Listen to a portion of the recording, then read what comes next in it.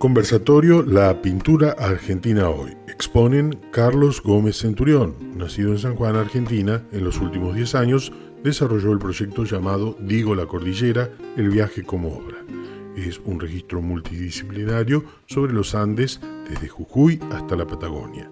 Su metodología consiste en subir a la alta cordillera, donde realiza los primeros registros pictóricos en contacto con la naturaleza no habitada. Luego, en su taller, son reelaborados en telas de grandes dimensiones. Ha realizado experiencias en el Cerro Mercedario, el Aconcagua, las Yungas Jujeñas y el Cerro Fitzroy, y otros grandes cerros de la cordillera del sur argentino. En 2015 recibió el premio Trabuco de la Academia Nacional de Bellas Artes. Ha realizado numerosas exposiciones en Argentina, Chile, Ecuador, Inglaterra y Francia. Diversos museos cuentan con su obra en sus colecciones. Actualmente vive y trabaja entre San Juan y Buenos Aires. Julián Altave. Julián nació en 1947 en un taller de arte. A los 19 años realizó su primera exposición. En 1968 ilustró la primera edición del libro Rumbeando de don Aarón Esevich. Desde 1974 expone anual e ininterrumpidamente hasta nuestros días. Poseen obras suyas importantes colecciones de Argentina y del exterior. Expuso en variadas galerías e instituciones de Buenos Aires, en el Congreso de la Nación, el Museo José Hernández y el Museo Eduardo Sívori. En 1994, en representación de Argentina, expuso en Washington. En 2011, en la Universidad de Chicago. En los últimos años ha expuesto en Milán y Cerdeña con la Galería San Lorenzo y en Roma en el Anticuariato Europeo del año 2010. Los críticos argentinos Elena Olivares y Rafael Esquirru han considerado elogiosamente su obra, asimismo también Mimo Di Marzio en Milán, Italia. Alberto Sánchez Marata, magíster en Artes Visuales, docente en la Universidad Nacional de San Juan, investigador y curador invitado en el Museo Provincial de Bellas Artes Franklin Rawson, productor visual desde su taller Casa Dibujada. Bueno, hola Julián. Bueno, acá estoy.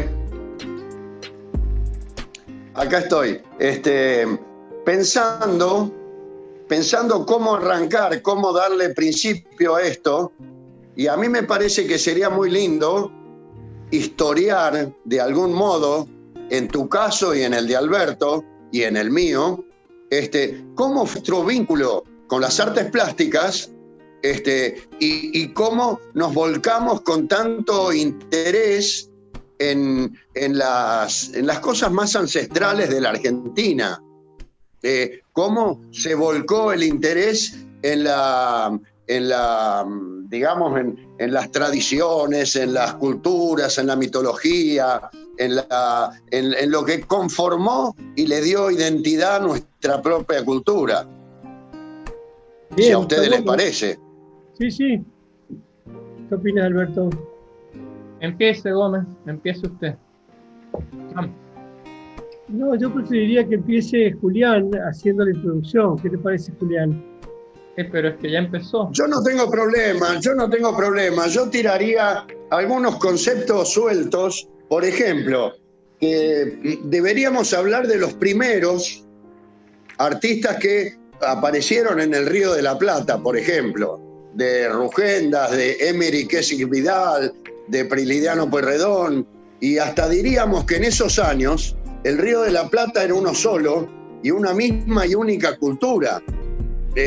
Unos pocos años después aparece Juan Manuel Blanes y los que después vinieron en Uruguay. Pero, por ejemplo, un artista que en estas tierras y en América del Sur dio un carácter fuertísimo, por lo menos en mi caso, hablo de mí, la influencia que tuvo sobre mí Joaquín Torres García fue inmensa. Joaquín Torres García integró la Bauhaus. La Bauhaus revolucionó todo el arte del mundo entero de Occidente. Y en el caso de Torres García, cuando él viene al Río de la Plata, cuando vuelve acá a su tierra, empieza a indagar las culturas precolombinas. Y de esa indagación descubre algunos conceptos, por ejemplo, que el espacio era ortogonal.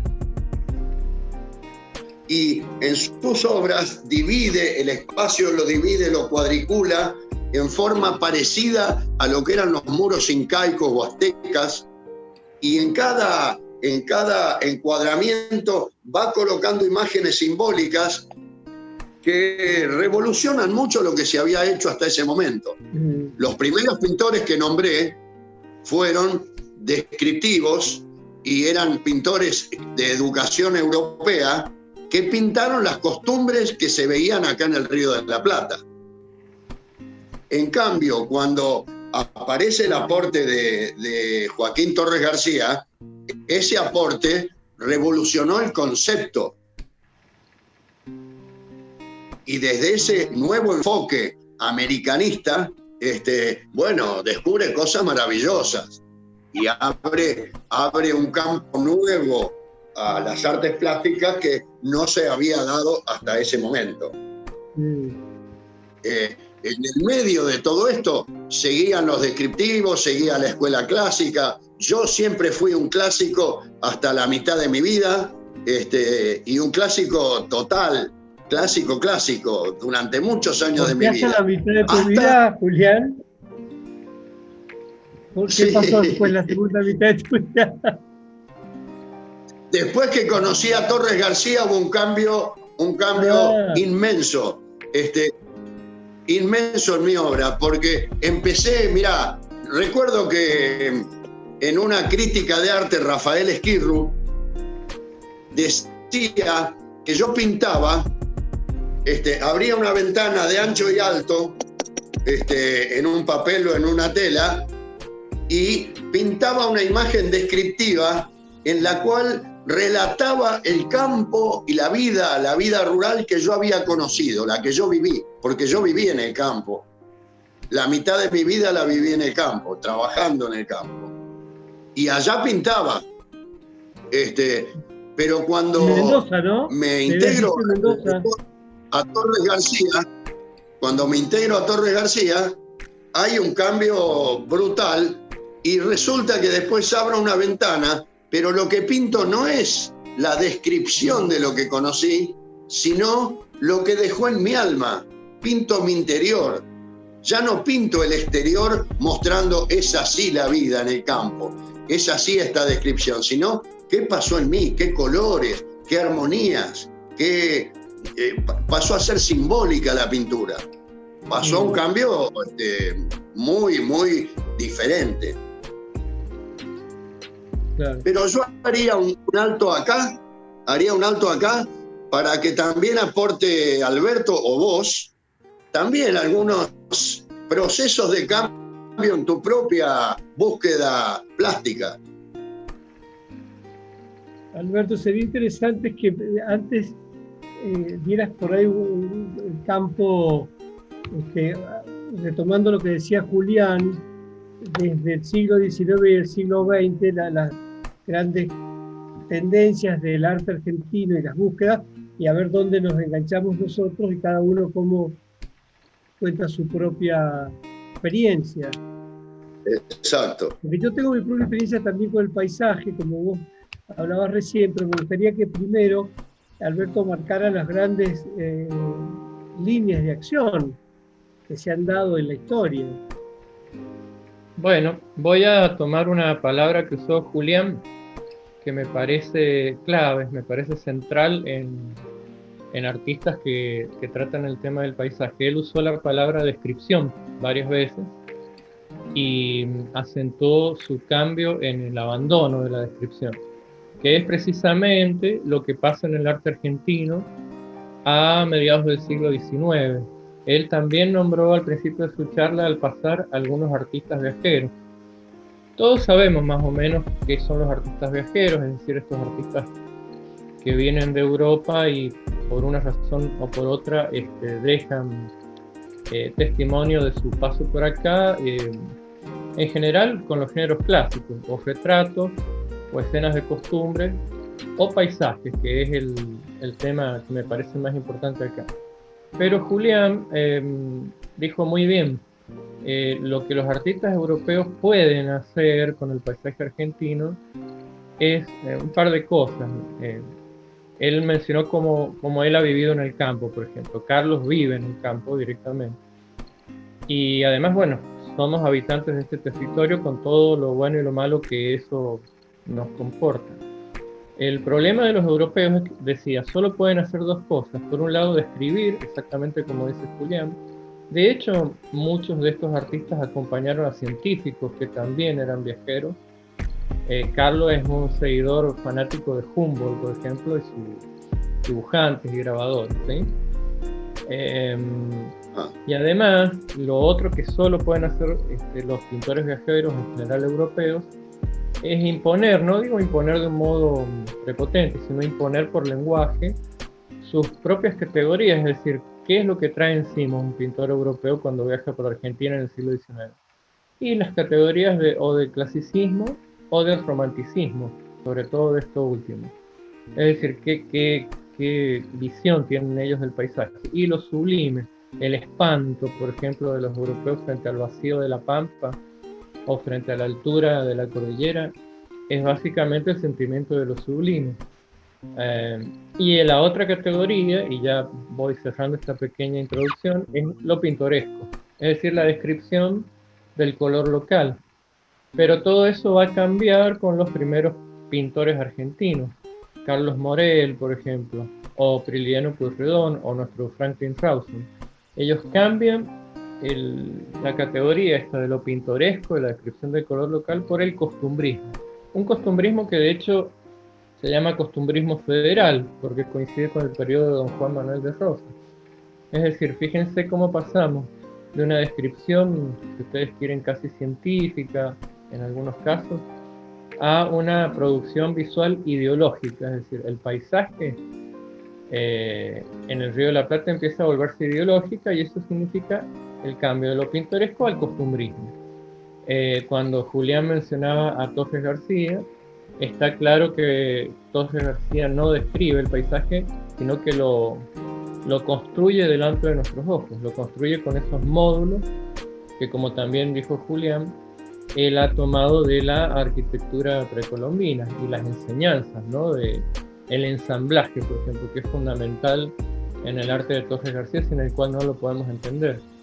El ensamblaje es una categoría relativamente novedosa frente al paisaje, es decir, lo que hace Torres García no es describir un paisaje, sino que ensambla cuestiones externas e interiores en esa producción visual final a la que uno asiste, ¿no? Y que es posible como espectador volverla a reconstruir, porque lo que hace Torres García, que es muy valioso, es que deja a la vista la estructura constructiva de su trabajo.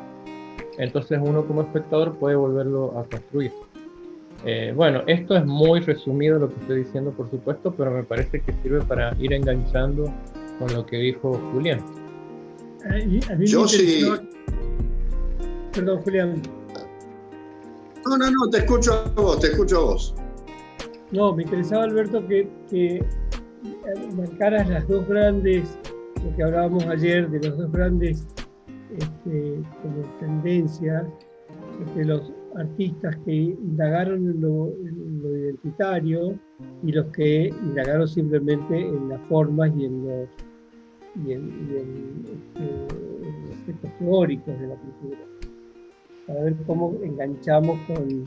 Ah, perfecto, está bien. Esto es una charla previa con Carlos ayer, porque yo estuve hablando de mayormente los inicios del XIX, sin los cuales es imposible entender el arte contemporáneo argentino, por supuesto. Pero en el siglo XX aparecen claramente dos líneas en nuestras vanguardias, en nuevas búsquedas de los artistas.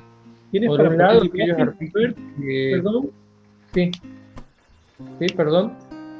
¿Tienes para poner imágenes? ¿Te parece para poner...?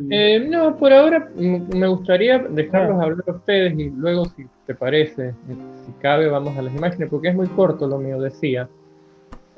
A partir de aquellas primeras búsquedas de lenguajes, entonces encontramos artistas que van a insistir en esta búsqueda del costumbrismo a través de las imágenes, el registro de ciertas visualidades que entienden como propias, cosa que es muy difícil.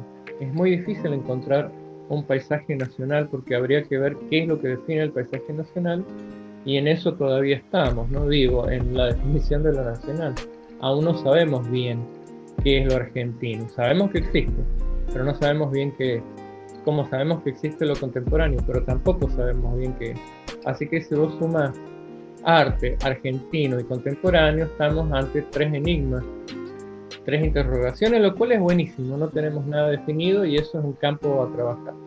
Pero decía, y por el otro lado están los artistas que deciden innovar completamente los lenguajes y su búsqueda. Ustedes piensen a principios del siglo XX en Petoruti y Sul Solar, que son los 2 clásicos de esta búsqueda de los lenguajes nuevos. O Borges, si querés, en la literatura, por supuesto.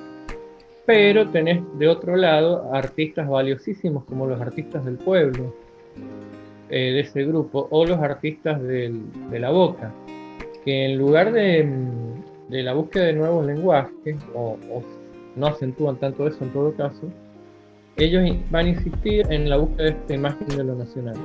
Y esto va produciendo un trenzado literalmente en el arte argentino entre aquellos que buscan los nuevos lenguajes y aquellos que insisten en la búsqueda de la imagen de lo nacional.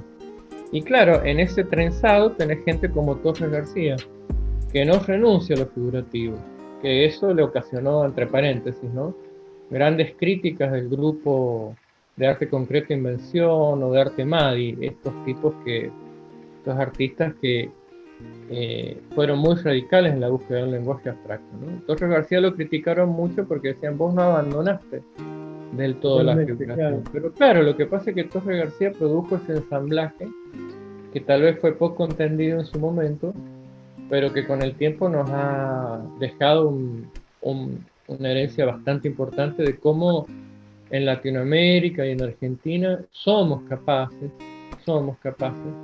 de mezclar sin ningún prejuicio, ningún problema, problemas de lenguaje y problemas de imagen. En eso los europeos son más académicos, más clásicos, no son capaces de este prejuicio de las mezclas que nosotros hacemos. Piensen un poquito en eso, las mezclas de los artistas tienen mucho que ver también con las mezclas étnicas, las mezclas de cultura, las mezclas de religión, las mezclas de imágenes, etc. Como cultura joven, nosotros probablemente carecemos de tantos prejuicios y ha posibilitado la aparición de artistas como Torres García y muchísimos otros, ¿no? Y ustedes, por supuesto, que son los que deberían estar hablando. Yo tomo algo de lo que acabas de decir, Alberto, en el sentido de que ¿cuál sería el paisaje de la Argentina con la enorme extensión que tiene y enorme diversidad? Si es la planicie pampeana, si es la cordillera del sur con los hielos, o la cordillera del norte, o la Mesopotamia, o ¿cuál expresa la Argentina? Esa diversidad la expresa, y esa diversidad tiene como característica la primera vertiente cultural, la de los pueblos originarios, luego la colonización y el aporte europeo, luego los negros esclavos que hubo acá en el río en la Argentina entera, luego los gauchos y también la pobreza en el interior y muchos gauchos que vinieron a la ciudad buscando trabajo. De esas vertientes que se nutren y se conjugan, algunas serán marginales de la sociedad. Y la sociedad más culta o más opulenta traía la cultura europea. De toda esa fusión nace la diversidad que tiene Argentina, que por eso nos cuesta tanto definirla, porque no hay un modelo, no existe un modelo. Hay varias versiones y vertientes de tanto aporte cultural que se volcó en la pintura, en distintas escuelas, distintos modelos, distintos modismos, y está aún en conformación. aún se está conformando hoy. Nunca se cerró eso. Eso recién está abriéndose. En cambio, Europa venía ya de una cultura cerrada, que salió afuera de su país. Y de todos modos es un fenómeno contemporáneo, la multiculturalidad, ¿no? Como se está leyendo que en todos los países está pasando esto de las mezclas. Nuevamente Europa sigue siendo por ahí el gran crisol con todo la convergencia de asiáticos, árabes, y cada uno va introduciéndose en la cultura local y generando nuevas culturas, que es lo que le pasó a Argentina en el siglo fines del XIX, principios del XX, y bueno, y evidentemente no hay una manera de decir ni una manera de entender una identidad, hay muchas aportadas por todos, ¿no? Exacto. Yo en mi caso, si me toca hablar de mí, hacer una síntesis muy pequeña, te diría que desde el principio hasta hoy me he vinculado siempre, nunca me salí de ahí, de ser influido por el aporte que trajo la tierra nuestra desde antiguo o más cercano a la ciudad, que también me dio mucha cultura, me dio mucha formación. Pensá que yo soy hijo de un artista plástico que indagó en la cuarta dimensión. Trabajaba en tres dimensiones, los críticos de arte decían el escultor Julián Altave, y él decía, yo no soy escultor, yo dibujo en el espacio. Soy dibujante espacial, por ejemplo, ¿no? Bueno, de todo ese conjunto de influencias trato de aportar todo el aporte que llegó a mí, pero siempre vinculado a las raíces del campo, que digamos que en el que se asentaron las ciudades, se asentaron las explotaciones, se asentaron las sociedades, pero siempre el aporte del campo. Esa ha sido una constante en toda mi búsqueda, en toda mi vida. Bueno, vos estás planteando otra dicotomía más, por llamarlo a la antigua, en la búsqueda de estos paisajes. Claro, que es la cuestión urbano y rural, y central y periferia, que hemos repetido minuciosamente en la Argentina desde los inicios hasta hoy. Urbano, rural y centro y periferia es algo que nos atraviesa y a algunos les duele y otros lo aceptan y se trabaja con eso, Digamos, ahí habría otra pregunta. Los artistas argentinos, muchos al menos, se sintieron siempre desplazados de algún centro hasta que descubrieron en algún momento, y sobre todo en la contemporaneidad de los últimos 50 años, que tales centros son absolutamente relativos y de hecho se están desintegrando, como cualquiera que vea las noticias puede ver. Entonces, claro, esa estructura que fue tan fuerte, centro y periferia, que ahora está siendo puesta en crisis, hace más visible las búsquedas del arte argentino y más valiosas. Yo soy un fanático del arte argentino, vos que al principio decías que podíamos hablar de nuestras raíces, porque siempre, sin entender bien qué era arte argentino, y como vos decís, un relato aún en construcción, aún no cerrado, me pareció que ese arte argentino sí existe y tiene cuestiones específicas que hay que buscarlas y hay que hablarlas, en eso están. Sí, tal cual. A mí me gustaría preguntarle a Carlos, porque he visto una imagen de Carlos pintando en el paisaje. Está a 4.000 metros de altura en la cordillera, con una enorme tela frente a ese espacio, al viento, al clima, al cansancio o al espíritu con el cual llegó al lugar, y desde ahí saca una imagen.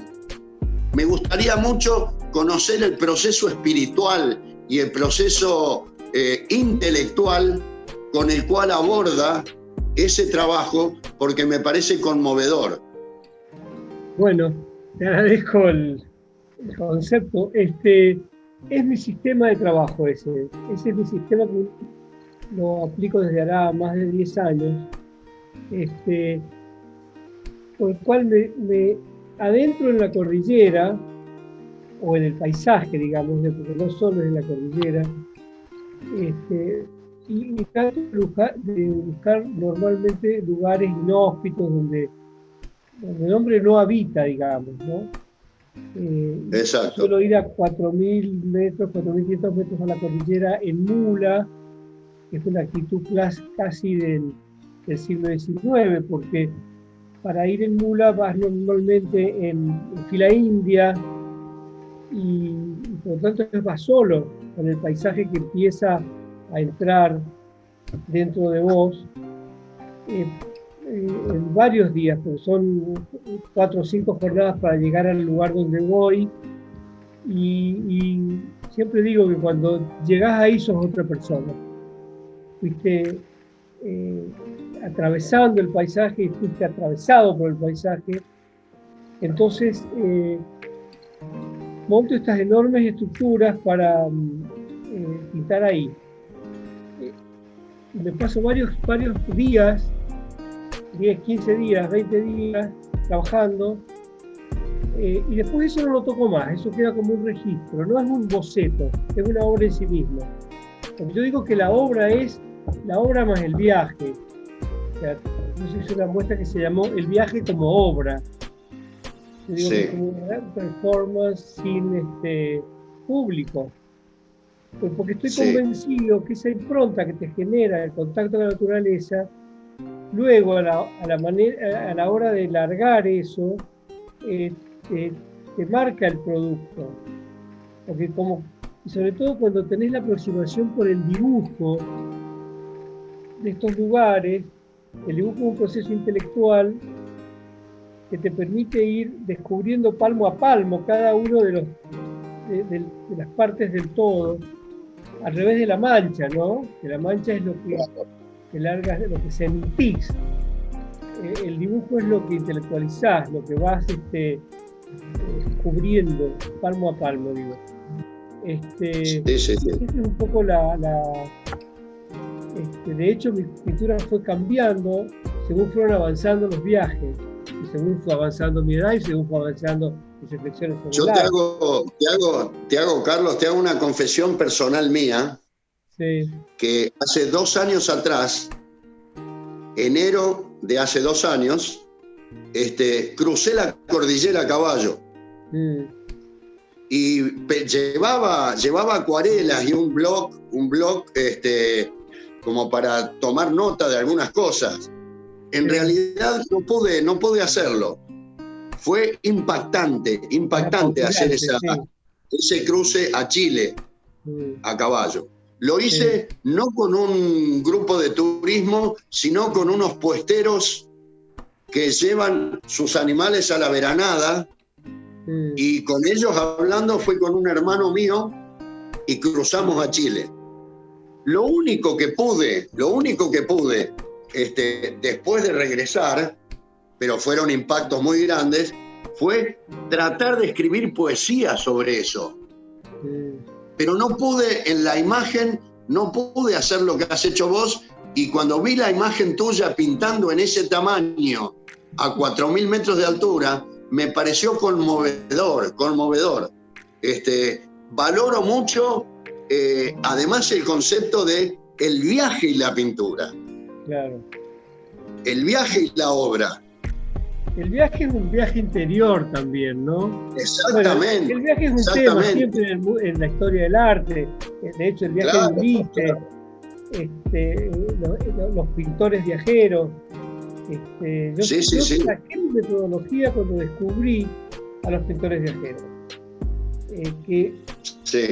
Yo en esa época iba mucho a Ecuador y hay mucha información de los pintores viajeros en Ecuador, porque todos los científicos iban a mediados del siglo XIX, principios, a descubrir, a ver, se pensaba en ese momento que el Chimborazo era el monte más alto de América. Entonces iban a hacer mediciones, a medir, también Humboldt midió la dimensión exacta, porque le pifió por muy pocos metros por kilómetros, digo, al Ecuador. Entonces hay muchísima información y ahí descubrí que los científicos venían no solo a investigar la ciencia, sino también con estos grabadores, pintores y dibujantes que venían a hacer registros de lo que veían los científicos. Pero sin embargo, entendí que habían armado una obra plástica monumental en sí misma, más allá de lo descriptivo. Entonces yo me dije, bueno, yo quiero hacer lo mismo, pero con una mirada contemporánea. Claro, claro. Y te voy a confesar, una vuelta estaba yo en esto y leí que lo describían a Barceló, el gran pintor español, sí, que había pasado una temporada, o 2 temporadas, 3 temporadas en el África. Y lo describían ajá, como el pintor viajero. Y dije, ¿cómo Barceló? El pintor viajero soy yo.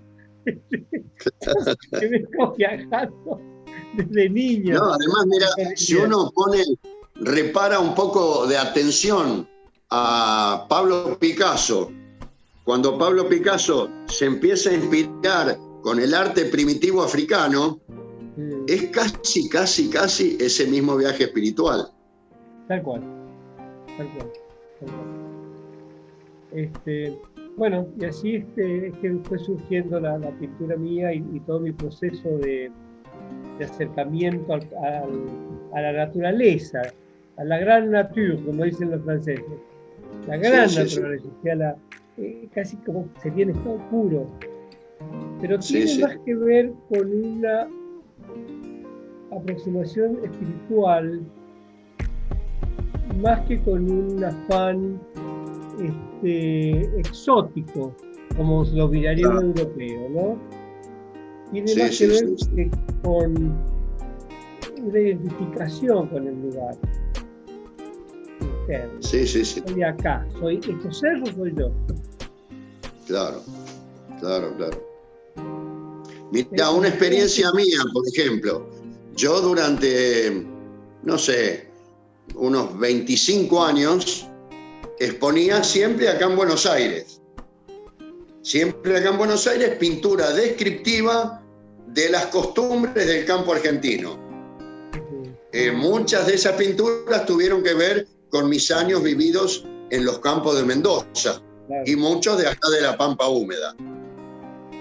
Y hace 20 años comencé a viajar a Europa y todos los viajes llevaba una exposición. Pero ya ahí se había producido el cambio de Torres García. Y la pintura que empecé a llevar llevaba pintura figurativa, descriptiva, llevaba pintura más abstracta y simbólica, que fue el cambio más fuerte que yo tuve, y algunos cuadros referidos al tango. Lo que más éxito tuvo, lo que más fue reconocido en mí, fue lo abstracto. Claro. La pintura simbólica. Curiosamente, porque yo creía que iba a ser al revés. Sin embargo, en Europa reconocían, porque en estos cuadros más abstractos, lo que yo pinto es lo que siento adentro, no es lo que describo. Alberto, ¿qué pensás? ¿Por qué será? Y me parece que lo que Julián estaba mostrando eran las tripas del paisaje. Bueno, como haces vos, Carlos, también. Es decir, una cosa es mostrar el paisaje bien peinadito, bien presentable, bonito y bien peinado, y otra muy distinta es mostrar las tripas, es decir, todo aquello que a veces no se quiere ver, pero despierta una gran curiosidad. Lo que Julián está diciendo es precioso como historia, porque me parece que lo que él ha mostrado es lo que todos queremos ver, que es las tripas del paisaje, y no la exterioridad del paisaje. Cuando Carlos también cruza el paisaje y deja de ser un pintor viajero para ser un paisaje que pinta a través de un hombre. Entonces es completamente distinto el camino. A mí como a Julián me conmueven esas cosas porque son cambios de paradigma. Tal vez sean pequeños o tal vez sean grandes los cambios, no importa, pero que uno asista como testigo a esos cambios es conmovedor. Cuando Julián también describía, ¿no?, su viaje por la cordillera y decía que no pudo finalmente, decías, ¿no?, hacer alguna cosa visual. Me hiciste acordar mucho a Fader cuando vuelve de su estancia europea, que allá en Europa él estudió arquitectura, por supuesto ya era pintor y demás, pero vino de Europa con varias lecciones de arte. Lo dice en un diario Fader, dice: cuando volví a Mendoza y vi la cordillera, se me acabó la ciencia pictórica, dice Fader.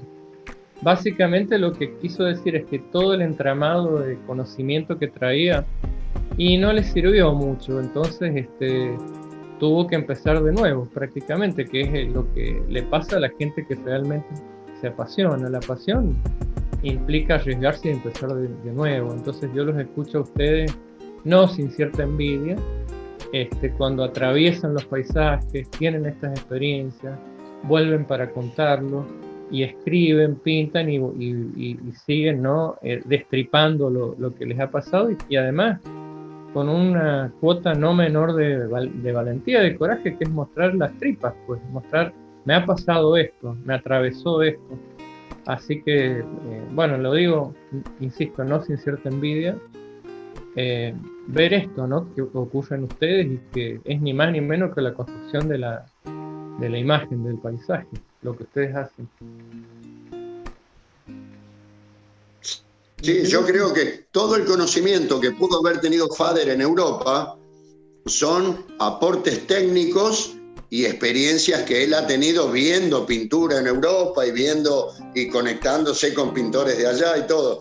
Pero cuando se topa la cordillera al volver, empieza un nuevo proceso que es interior dentro de él. Y todo aquello que había acumulado como aprendizaje tiene que reformularse. Sí. Porque dentro de él procesa y moviliza de una forma distinta. Es exclusivamente interior y espiritual lo que pasa ahí adentro.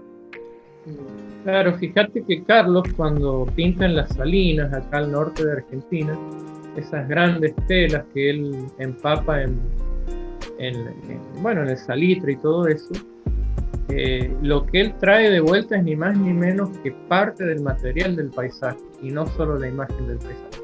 Recién él lo dijo, ¿no? Claro. Mi obra es prácticamente el viaje y no tanto lo que muestro. En todo caso, lo que muestro es parte de la obra, pero el viaje y embarrarse ahí, ¿no? Lo he visto hacerlo a Carlos eso en varias ocasiones y en distintos paisajes. Es muy conmovedor, digamos. Sus paisajes no solo son la imagen, sino materia, la materia que extrajo y que dejó huella ahí en sus telas, ¿no? Yo no sé si Carlos tenga imágenes de eso para mostrarnos, porque por ahí sería interesante empezar a ver obra de ustedes también, ¿no? Yo me preguntaba, por ejemplo, cruzando la cordillera en mula también, me preguntaba, ¿qué color se está impregnando en mi alma en este momento? Porque quiero pintar ese color, no quiero ver, aquella piedra es rojiza o negra o es de greda o es de una piedra blanca, calcárea. No, ¿qué color es el que se impregna en mi alma? Y después va a salir una imagen que tiene que tener ese clima.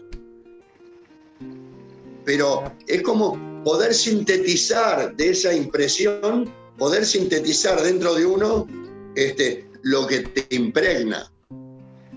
Tanto coincido con vos, porque me ha pasado que tuve la necesidad de dejar la pintura y empezar a pintar con minerales y con betunes y con otra cosa, para representar Sí. realmente esa vivencia del color y del paisaje. Sí, sí, sí. En realidad, Yo veo en esta charla que tenemos, Carlos, quiero vincular, me gustaría mucho vincular en dónde se emparenta y dónde tiene fusión, porque esto está auspiciado por la Academia del Folclore, dónde se fusionan y se emparentan expresiones de diversa índole. Hay mucho desarrollado en la música folclórica de la Argentina, con todas las variedades que tiene. Pero no hay tanta conciencia en las artes plásticas de la Argentina, con toda la variedad que tiene. Y ambas son expresiones del arte que digamos, hacen, y más hoy, en el mundo de hoy, que es audiovisual, más hacen la necesidad de que la imagen plástica refleje ese punto de vínculo de ambas partes. bueno, en mi caso, mis primeras búsquedas fueron a través de indagar sobre los mitos y leyendas. Ajá. de la Argentina, y para eso armamos un grupo que se llamó El Mito Real. Yo alcancé a ver una exposición de ustedes en el Palais de Glass, maravillosa, maravillosa. Yo tengo algunas imágenes si quieren ver. Bueno. ¿Te parece, Bueno, Alberto? Sí, queremos ver Voy a imágenes. compartir pantalla, ¿ven? Bueno, armamos este grupo que se llamó El Mito Real, Ajá. formado por Enrique Collar, paraguayo, Víctor Quiroga y yo, que como ves estábamos bastante jóvenes, para indagar en este mundo, en este universo que significan los mitos y las leyendas como estructura fundante de una cultura determinada, ¿no? Sí. Yo trabajé mucho con antropólogos y con poetas, con una antropóloga sobre todo, Cristina Krause, y con un poeta, José Casas, acá en San Juan, para hurgar sobre qué se está diciendo además de lo que se dice. Bueno, empecé como una de las primeras exposiciones. Esto que estoy mostrando acá estuvo en esa muestra del Palais de Glass. Esta se llama Novena. Sí, la recuerdo. La novena era muy alta, que es todos los ritos que se hacen en las novenas en el Paraguay, con los músicos, con las novias que se casan y demás. Lo notable de esto es que Enrique Collar, cuando se dio cuenta que el lenguaje de la pintura no le bastaba para contar historias, que también me pasó a mí, directamente se fue al cine y hizo una película basada en esta obra que se llama Novena, que es maravillosa la película. Ajá. Bueno, esta es una obra del duende de la siesta, que no recuerdo el nombre ahora, en el Paraguay, sobre el duende que rapta a los niños en la siesta. Voy a hacer rápido para no aburrir. Este es un tríptico sobre los buscadores del oro, de los tesoros escondidos que se decían habían quedado después de la guerra del Paraguay. La leyenda decía que cuando se fueron los hombres a la guerra habían enterrado todas sus riquezas y que hay tesoros escondidos en distintas partes de Paraguay. Aparecen estos personajes míticos como ese perro sin cabeza. Es un gran pintor, Collar. Acá aparece igual, mientras está excavando. Este perro es el defensor de esos tesoros, ¿no? Hacia dónde vamos, creo, es otra. El arma, todas las distintas etnias. Yo veo acá en estas obras tuyas, estas de los mitos, veo un parentesco, si bien son muy diferentes, un parentesco con la obra de Víctor Quiroga. Bueno, es que esta obra es de Collar. El grupo lo formábamos los tres. Este es de Collar, el paraguayo. Ahora te voy a mostrar lo de Quiroga. Acá viene esta. Ajá. Esta también estuvo en esa muestra del Palais de Glass, que es la Mulánima. El Rurauturunco, que es el hombre que se convierte en diablo, se convierte en tigre para atacar a los viajeros que van pasando por la zona.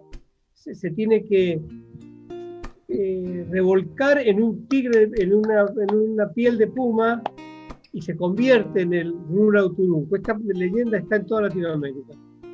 Este es un velorio, el velorio del Cururú se llama. Esta descripción tan notable que hace Quiroga de las costumbres y de los sentimientos. Acá la mirada ante la muerte, ¿no? Los interiores tal cual. Un velorio. Acá hace un guiño a la cultura europea. Él vivió 7 años en París, y arma esta maravillosa Venus criolla dentro de un paisaje nocturno de Tucumán. Sí.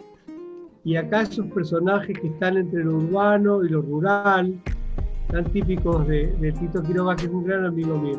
El grupo estuvo 3 años o 4 años vigente, y después se desarmó. Bueno, como nosotros en ese momento estábamos trabajando, mientras nosotros hacíamos esto del mito real, en el Centro Cultural Rojas se estaba inaugurando toda la temática de género y del arte por el arte decorativo. Estábamos en pleno menemismo.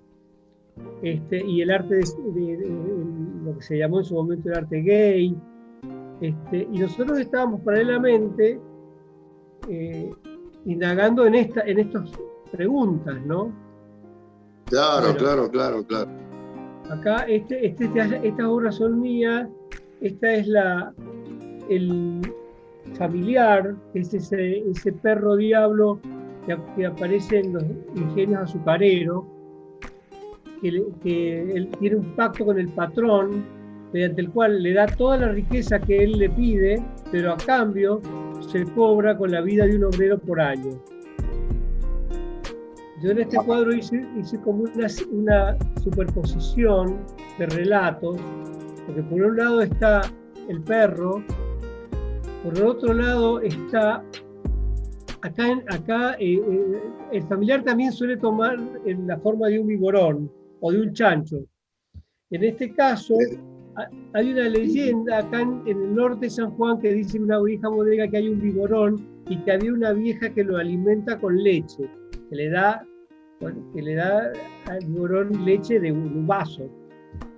Y en las lagunas de Guanacache, aquí en el sur, en el límite que compartimos con Mendoza, hay una leyenda que dice que las víboras, cuando hay sequía, se meten en los ranchos de las mujeres recién paridas y les maman, porque no tienen que comer.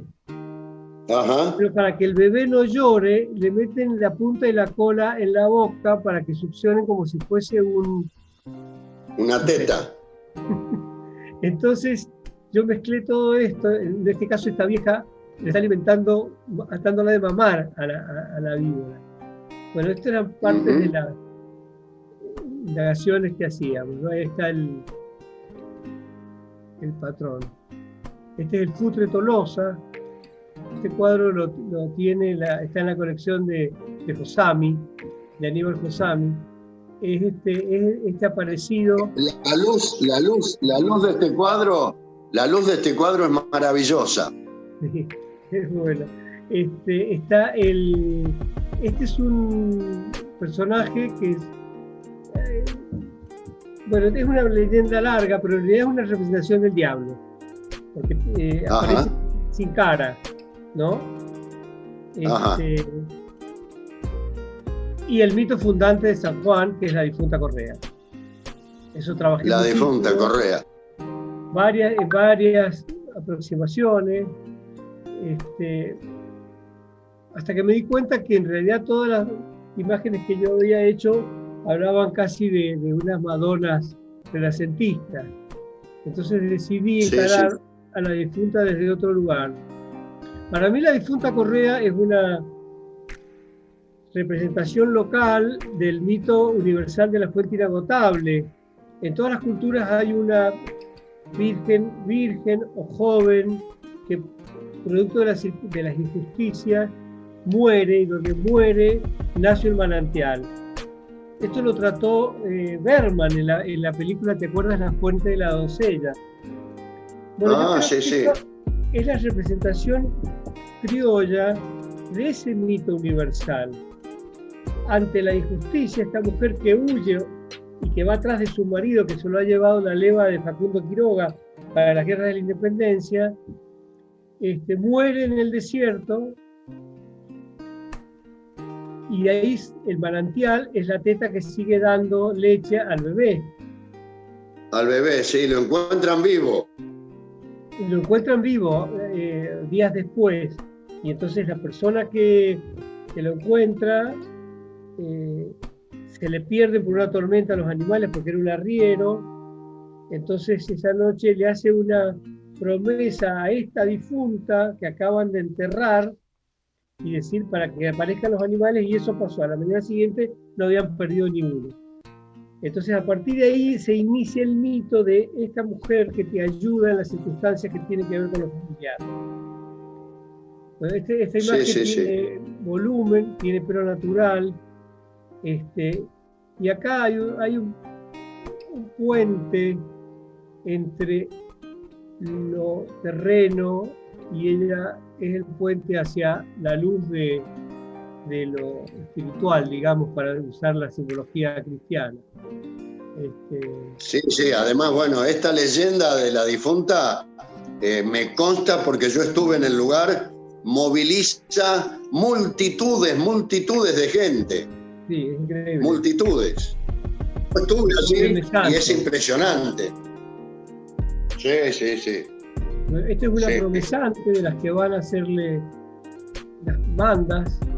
Esta es mi versión del duende de la siesta, el que se rapta a los chicos a la siesta para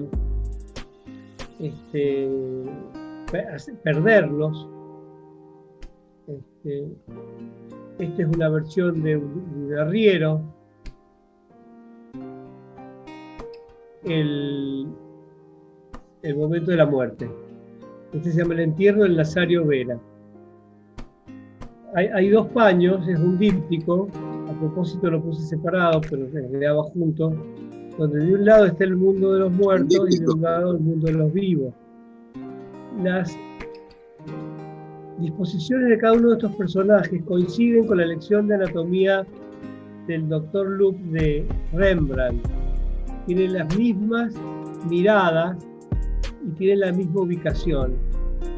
Tanto Rembrandt como este cuadro, estos están mirando al muerto, a quien están terminando de hacerse del cajón, porque así es acá en el campo, para entrar al pozo donde mana la luz, ¿no? Claro. Prendida, siempre, ¿no? Interesantísimo bueno, todo esto, ¿eh? Aproximación del muerto de Quiroga, y este cuadro también estuvo en esa muestra que vos viste.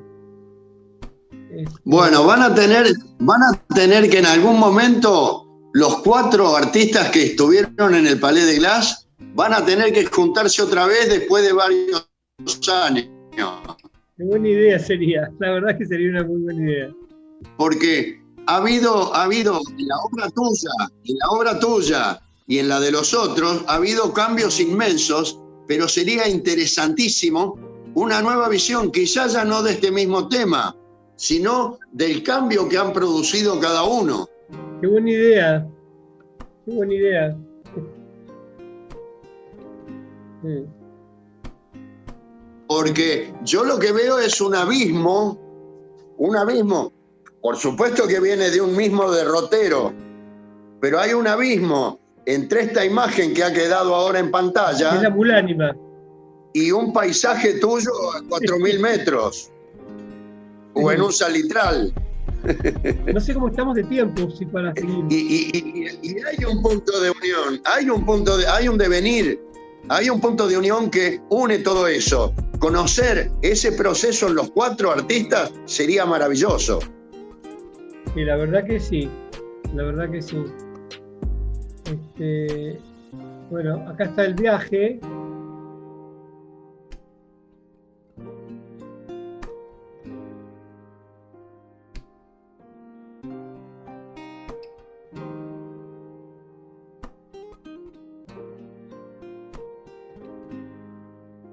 Pues de 7 metros por casi 2, es el Cerro Las Mosquitas. Mirá vos. Este es un mercedario. ¿Esto qué haces? ¿Un bastidor metálico? ¿Pones una tela sobre un bastidor metálico y lo estirás? Bueno, no, este cuadro está pintado en el taller. El original es el cuadro. Los últimos no, en este momento fue así. Los últimos cuadros y esos paneles que viste, que ahora tengo acá una foto, ves que hay un proceso más a la abstracción acá.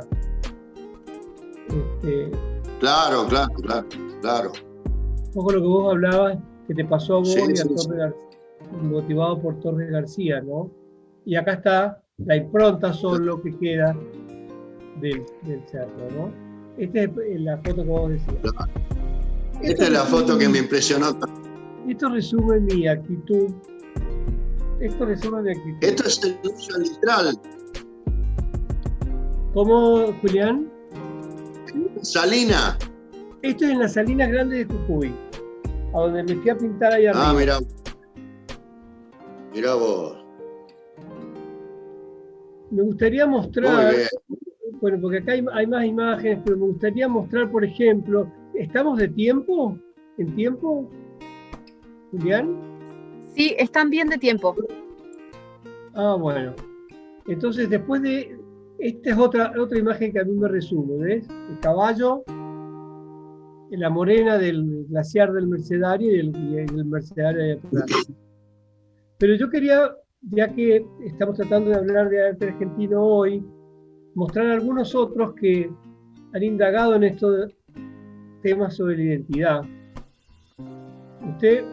Me gustaría que habláramos juntos. A mí me parece muy bien, porque en realidad esto yo creo que no es tanto para nosotros mismos, sino que es para mostrar a mucha gente vinculada a lo que es la Academia del Folclore, que son las comidas, las leyendas, las costumbres, la música, la pintura, la poesía. Bueno, en el campo de la pintura o de las artes visuales hay muy poco conocimiento. Y es de gran valor lo que estás mostrando, de gran valor. Yo quisiera que sigas vos con esto porque va muy bien. Sánchez, ayúdame con esto. Esta es la serie federal que hizo Luis Felipe Noé. Mirá, lo estoy descubriendo en este momento. Bien se podría llamar este cuadro: El general Quiroga va en coche al muere, como decía el poema de Borges, ¿no? Sí. Porque estoy viendo que es la diligencia que lo llevó. Él se metió en el tema de la guerra de la independencia. Noé, sí. Que se llama otra figuración. En Barranca Yaco lo mataron. Claro. Y que mezclaban la figuración y la abstracción, ¿no? Claro. Acá hay un caballo. Esto parece ser un guerrero. En esta época jugaban siempre el límite entre la abstracción y la figuración. Claro. Acá se ve el caballo, esto puede ser una lanza y este es un guerrero, es obvio. Ah, mirá, sí. Pareciera que tuviese una cabeza acá. ¿Puede ser, Alberto? Bueno, esto debe ser de la época de la nueva figuración. Sí. Sí, esto es de los 60, exactamente, justamente, Julián. Claro. Y nosotros empezamos esta charla hace rato ya hablando de lo que se llama costumbrismo federal, justamente, que lo retoma Noé, el Yuyo, porque como decíamos, claro, no es un costumbrismo de las anécdotas, no es un costumbrismo de lo pintoresco, sino que es un costumbrismo ideológico, básicamente. Cuando lo escucho a Carlos Sí. hablar de Facundo y la muerte y los guerreros, etc., aparece acá de un modo evidente la historia argentina, ¿no? Una historia que es caótica, una historia que está llena de barro y de sangre, como decía Marx también al referirse a la historia en general de la humanidad. Cuando él decía que, claro, cuando él decía que no hay documento de la cultura que no sea un documento de la barbarie, no es uno de los que entiende perfectamente esto, y lo que Carlos muestra es muy valioso, porque ni más ni menos estamos asistiendo a otra ruptura en el arte argentino, que fue lo que vos nombraste, la nueva figuración y todos los ismos estructurales de los 60. También Carlos mencionaba la eterna disputa entre abstracción y figuración.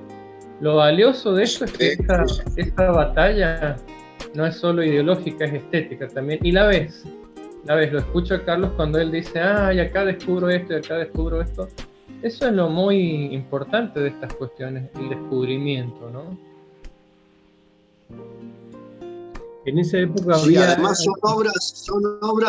son obras que sugieren, y el ojo del espectador completa lo que está sugerido.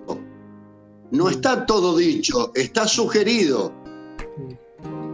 Acá, este cuadro que está Y en el Museo Nacional para de las eso Artes, hay que llegar a la síntesis. No se puede hacer una sugerencia desde todo completo y descripto.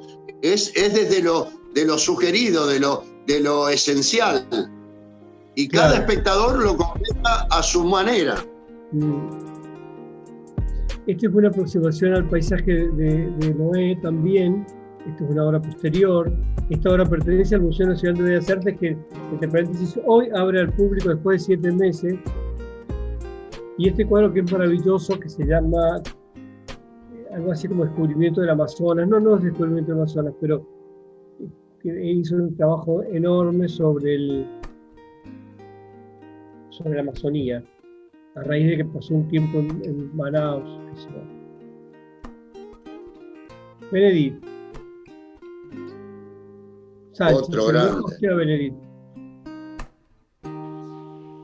Sí, Benedit es otro gran sintetizador de eso que llamamos cultura argentina. Acá, justamente, mira, Carlos, has puesto una obra en la que Benedit mezcla aquellas iconografías que tanto usó Molina Campos, pero por supuesto deconstruidas, es decir, desarmadas y vueltas a armar, mezcladas con algunos datos de arte de Madrid, de arte concreto e invención, y varios datos y varias pistas que lo va dejando de vanguardias. Esto también es una gran síntesis de cómo los argentinos somos capaces de tomar cuestiones y después vomitarlas, ¿no? En obra, porque es como, insisto, con la metáfora de las tripas, y no tan metáfora.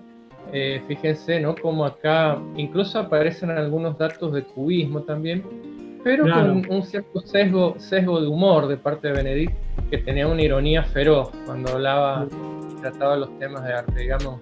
Este gaucho puede ser un compadrito tanguero, fíjate, Julián, con ese sombrerito. Sí. Acá está Picasso. Sí.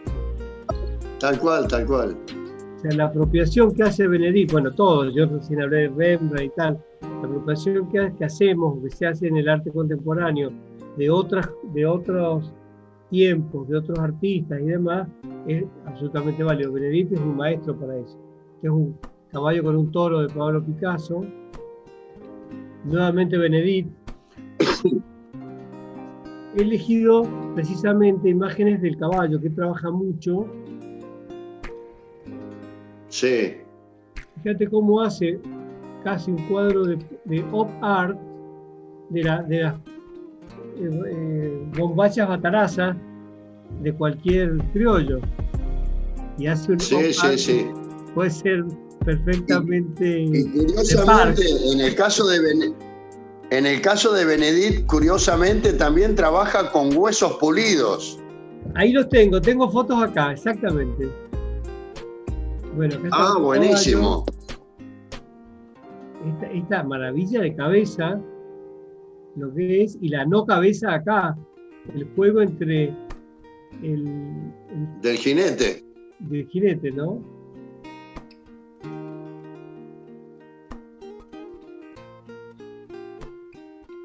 Este es el caballo de Guernica, famoso. Sí. Este es el retrato ecuestre de Guidoricchio Fogliano, hecho por Simone Marini. Está en el Palazzo Ducale de Siena. Es una... 1300 se pintó esto, Alberto, ¿no?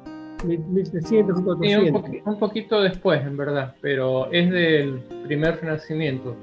Es decir, también una mezcla, ¿no? Fíjense cómo el fondo, ese castillo, es directamente una visión medieval del paisaje, pero ese paisaje medieval lo atraviesa Guidoricchio y ese atravesar es de lo que estamos hablando, pues.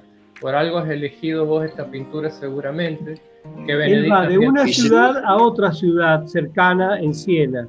Y acá está la versión de Benedetto. De gran presencia moderna, ese fondo azul plano. Ah, sí, sí, la verdad. Es maravilloso esto. A ver, hacer un comentario sobre esto, Alberto. Fíjate cómo acá empieza a mostrar los huesos del caballo. Bueno, esta es lo que vos decías, la apropiación que hace Benedetto del mural de Simone Martini, pero llevado a otro código. Para empezar, esto es un dibujo y además el tránsito que hace Benedetto es entre dos pueblos de la provincia de Buenos Aires. Lo mismo que hace Simone Martini con su personaje allá en Italia, ¿no? Ahora lo hace Benedetto, pero en las Pampas argentinas. Entonces, seguimos hablando de lo mismo, es el tránsito del paisaje, además de la representación. Esa cuestión que nos tironea, ¿no? ¿Qué hago? Miro el paisaje, lo atravieso, me atraviesa a mí, ¿es una cuestión meramente visual o siento que el paisaje me está construyendo? Bueno, lo que les pasa a ustedes dos, lo que pasa es que es una maravilla lo que ustedes hablan y muestran, así que no quiero intervenir tanto. Retratos de criollos, de Benedetto, son muy grandes, son estos papeles. Pero estos retratos de quién son? Creo que vos lo habías nombrado a Palier. El anterior. Sí. No, pero el anterior es de Palier. Este es de Palier. Palier. Mira vos, qué curioso. Vos lo habías nombrado. Ah, mirá. Ese idilio criollo. Curiosísimo. Y aparece el rancho de Benedetto hecho con huesos pulidos. Exactamente. Entonces, esta apropiación de Benedetto, con la precisión que Palier ha hecho su rancho, habla de este cuadro, Alberto. Sí, bueno, este es el cuadro que representa perfecto la mirada pintoresquista, es decir, cómo Palier toma datos que a él le parece que van a ser interesantes para quién, para un público europeo que espera esto. De hecho, esta pintura es muy singular porque recrea la famosa escena de Romeo y Julieta, es decir, hay una cuestión plenamente... es gracioso porque lo que hace Palier es que lleva aquellas famosas escenas de romance de la literatura, el teatro, de la ópera europea a las Pampas argentinas. Lo hace con mayor y menor fortuna. Hay datos muy importantes, a vos como arquitecto inmediatamente te impactó, que es la descripción del sistema constructivo del rancho, que a Palier le tenía que interesar porque era lo que él tenía que mostrar. Pero por ejemplo, ahí abajo a la izquierda hay un perrito, que en la tradición shakespeariana, ese perrito representa el amor cortés, el amor cortesano en la pampa. Es muy gracioso porque uno se imagina cuánto hubiera durado este Cusco en la pampa argentina sin que se lo coma algún bicho en el curso de apenas unas horas. Pero bueno, esto es pintura, es ficción. Entonces hay una construcción que hace Palier muy erudita y, como decía, a vos como arquitecto te interesó inmediatamente el sistema de construcción de este rancho, que Benedetto, si podés avanzar el de los huesos, Carlos, que mostraste recién, Ahí está, perfecto. Como buen arquitecto, el dato no es También menor. era Benedit. Fue arquitecto, pero además un arquitecto que dijo cosas geniales como esta. Dice, la historia argentina está construida sobre una pila de huesos. El concepto de eso queda abierto. ¿Qué interpretamos nosotros como pila de huesos? Basta leer la historia argentina. Pero con ese material es que él arma su rancho. Dice Benedit en otro catálogo. Dice, es muy graciosa la historia escrita de la arquitectura latinoamericana. Todos escriben sobre la arquitectura contemporánea, la colonial, etc. Y nadie escribe sobre los ranchos. Y dice, resulta que el 70% de la población latinoamericana ha vivido o vive en ranchos y nadie escribe sobre eso. Entonces él hace un rancho que es un rancho de historia. El material de los ranchos de Benedit no es solo los huesos, sino la historia que esos huesos, enterrados, desenterrados y pulidos, relatan. Curiosamente, además, yo hago otra observación, que entre el cuadro de Pallier y el de Benedit, Benedit ha respetado que hay toda la luz externa, pero adentro una gran oscuridad. Y Pallier hace lo mismo, es pura luz externa y adentro una gran oscuridad. Acá hace este ejercicio abstracto, se llama Equinus equestris. También con huesos pulidos. Acá hay una silla y el famoso perro. Yo creo que él hizo esto de manera... precioso porque es un perro que él tuvo en realidad. Y cuando ese perro se le murió, empezó a hacer una serie de retratos, si se quiere, de ese perro, con materiales diversos. Ustedes ven que este está construido con madera, huesos, metal y esas luces LED. Entonces, escapa Benedit también a la materialidad clásica de la escultura, porque en realidad cuando uno piensa en escultura, ¿en qué piensa? En madera, en bronce, en yesos, etc. Pero Benedit también deconstruye la idea de escultura como técnica y no exento de humor, Tiene eso Benedit, porque la cuestión que hace, y estamos olvidando por un momento, habíamos olvidado, pero la vamos a traer de nuevo acá a escena, la palabra folclore, ¿no? Como el folclore argentino también ha sido capaz de integrar muchas cuestiones contemporáneas. Cuando uno escucha los últimos grupos de gente muy joven que hace folclore, cómo utilizan elementos electrónicos, por ejemplo, para repetir secuencias de sonido, cómo han captado sonidos de la naturaleza y los incorporan a sus composiciones, y cómo ellos también en la música han incorporado la serialidad, la minimal music, y cantidades de cuestiones que enriquecen y producen apropiaciones diversas. Esto es muy importante porque estamos hablando ya, muchachos, de una cuestión de principios del siglo XXI, en donde aquellas apropiaciones del siglo XX empiezan a dar sus frutos. Y ya no estoy hablando de gusto, no puede a uno gustarle o no gustarle, pero es innegable que la construcción de la música folclórica, de la pintura de paisaje, cuando uno ve lo de Carlos, por ejemplo, ha cambiado, ha mutado, y tenemos la suerte de ser testigos de esos grandes cambios. Ahora, para todavía contextualizar más esta charla, que vivimos estos grandes encierros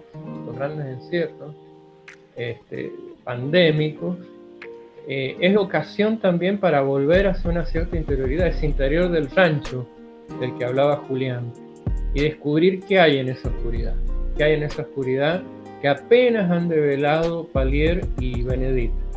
Pero esta es un gran momento para incursionar en esa oscuridad, que es metafórica si ustedes quieren, pero muy concreta también, y sacar de ahí nuestros propios huesos, ¿no? Y ver qué hacemos con esos huesos, como lo hacen los jóvenes folcloristas, que yo admiro mucho, como hacen los pintores como ustedes, que uno también con esta envidia de la que vuelvo a hablar, asiste a esta construcción de estos huesos y estas cosas que sacan del interior y esa oscuridad de los ranchos. Bien. Hablando de sacar huesos, también pensé que podíamos mostrar la obra de Marcia Schwartz. Ella tiene todo un periodo de exaltación del paisaje y de la inmersión del hombre en el paisaje.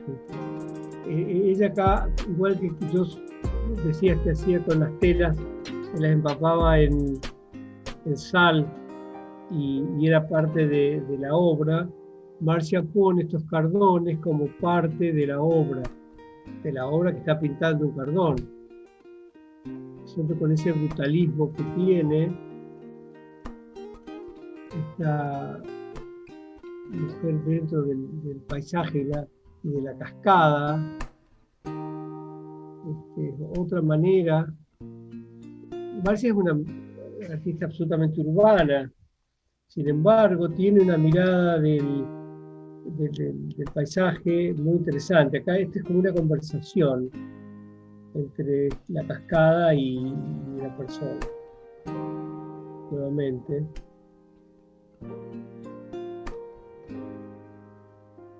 Esta obra se llama Descubrimiento. Vos la conocías, Alberto, ¿no? Sí, son fantásticas las obras que está mostrando Carlos, porque hay siempre un perfume a mito profundo en todo lo que venís mostrando, tanto de Benedit, como lo de Marcia, como lo del Yuyo, bueno, lo tuyo, por supuesto. Acá en esta de Marcia hay una menstruación. Claro, y fíjate, Julián, todas las asociaciones bellísimas que puedes hacer entre el río y ese fluido. Estamos hablando como varones, además tú lo has pintado de una mujer, y la corporalidad, claro, la sensación corporal de ella con estos fluidos mezclados es increíble. Uno como varón que es tan bruto frente a estas cosas, es increíble porque aún nosotros lo podemos captar. Son fantásticos, y el problema del mito está ahí siempre a punto de emerger, siempre, ¿no? Sí. Son muy buenas. Gracias, Carlos, porque nos están ilustrando perfectamente. Este cuadro se llama Descubrimiento, que me parece que tiene que ver con el descubrimiento de América, el descubrimiento del paisaje y el descubrimiento de la adultez por esta chiquita adolescente que se está bañando en el río. Sí. La mirada ensimismada, ¿no? La imposibilidad de comunicarnos con ella como espectadores, pero solo a través del sexo. Yo veo también el descubrimiento de ella misma sobre su menstruación. Tal cual. Bueno, aquí termino con esta Marcia, pero dentro de una montaña.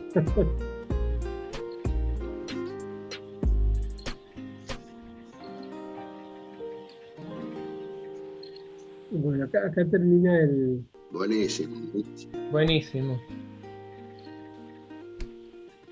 Bueno, muy bien, chicos, hemos viajado, para usar otra vez la terminología del artista viajero, desde los comienzos hasta la contemporaneidad, con una muy buena ilustración por parte de imágenes de Carlos hacia el final, y entender esta complejidad de la cuestión argentina, ¿no? Las figuras femeninas de Marcia encriptadas, inscritas, incrustadas en el paisaje, dicen más que 1000 palabras, son muy buenas. Y bueno, yo me parece que ha sido como una gran síntesis de esta charla. Estoy muy feliz de que me hayan permitido participar en esto. No, tu aporte es muy, muy, muy valioso, muy, muy bueno todo lo que has dicho. Gracias.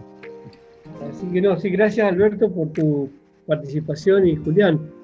Bueno, creo que ya deberíamos ir cerrando, ¿no? Agradecer la invitación y también hacer una reflexión sobre la importancia que hace la Academia Nacional de Folclore, precisamente para poner estuve leyendo recién el programa del Congreso, es muy interesante, poner en clave contemporánea lo que es el folclore. ¿no? No solo se tiende a identificar exclusivamente por lo pintoresco, para usar la palabra de Alberto, y hay una intención de ponerla en el mundo contemporáneo, en el mundo de las ideas y en el mundo de las indagaciones filosóficas. Felicito a la academia por eso. Bueno, yo también quiero suscribo. Dale vos, Alberto. Sí, quería también agradecer a la academia y decirles que en la universidad, en mi cátedra de arte argentino, uso documentos de la academia, y de hecho a mis estudiantes les recomiendo que visiten sus publicaciones porque son muy importantes y además tienen puntos de vista que en el campo del arte considero sumamente valiosos, y la prueba es esta charla a la que hemos sido convocados, ¿no? y que demuestra gran inquietud por lo contemporáneo y por mostrar nuevamente todo eso que nos interroga, ¿no? Que nos cruza, como dicen ustedes, que nos atraviesa. Así que bueno, muchas gracias a ustedes y a la academia. Y yo como un agregado, pero es reafirmando lo que acaban de decir ustedes dos. Recuerdo que al principio de nuestra charla hablábamos de una identidad argentina tan difusa y tan difícil de definir, que además sabemos y somos conscientes que está en gestación, no está definida. Por lo tanto, si no hay una visión moderna, si no hay una visión actual sobre las raíces del folclore que nos constituye, pero al mismo tiempo nos impulsa a dar lo nuestro hoy para que algún día se vaya definiendo. Es decir, que este aporte con esta visión tan actualizada me parece de un valor incalculable, y sobre todo, en el campo de las artes plásticas. Así que esta propuesta de la academia de darle pelota, darle importancia al tema de las artes plásticas en el marco del folclore argentino, me parece de inmenso valor, y yo estoy inmensamente agradecido. Bueno, gracias entonces a todos. Bueno, un fuerte abrazo, un ancho abrazo a todos, y ya tendremos oportunidad de encontrarnos cuando termine la pandemia.